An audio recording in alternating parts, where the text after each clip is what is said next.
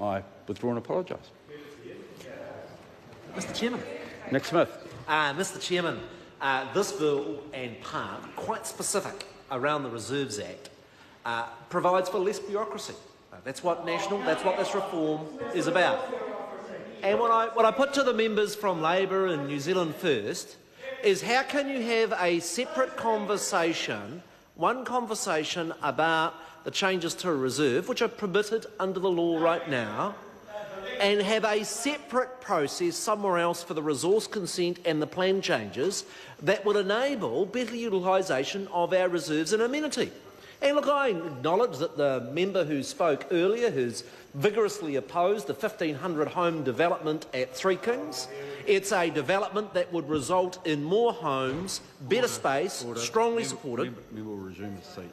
I probably cautioned the member previously as to sticking to the clauses in the bill, and I think it's important that if the member is going to make that sort of comment, he very narrowly relates it to that, because otherwise what he does is he opens up to all other members to take general cases and which mightn't be as closely related, and makes it very hard to chair.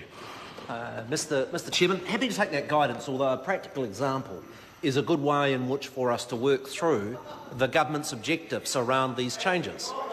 Because in an example like Three Kings, but we could use many others, Mr Chair, you have one set of process and submissions on the Reserved Act changes and a separate set of decisions and process around the plan changes and in respect of the resource consent. And all this provision does is say, if you're going to do those things, let's have one process. Why is it that members opposite are so into bureaucracy and multiple processes rather than actually having good integrated systems?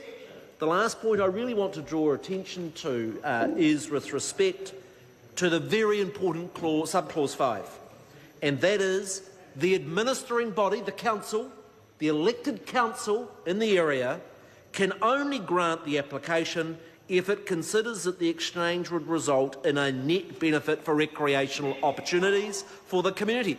Well, look, I just listened to the interjections from the member for New Zealand First, who continuously lectures us on trusting councils.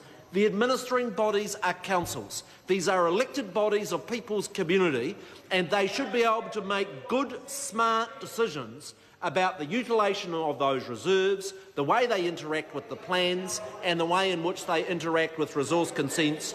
And I simply say the debate on this part reinforces that we are a party about less bureaucracy, about being flexible and nimble so that we can address issues like housing, where typically Labour and New Zealand First members constantly complain about not enough houses being built, about not enabling our communities to redevelop, but then block every practical measure that would get more homes built more quickly.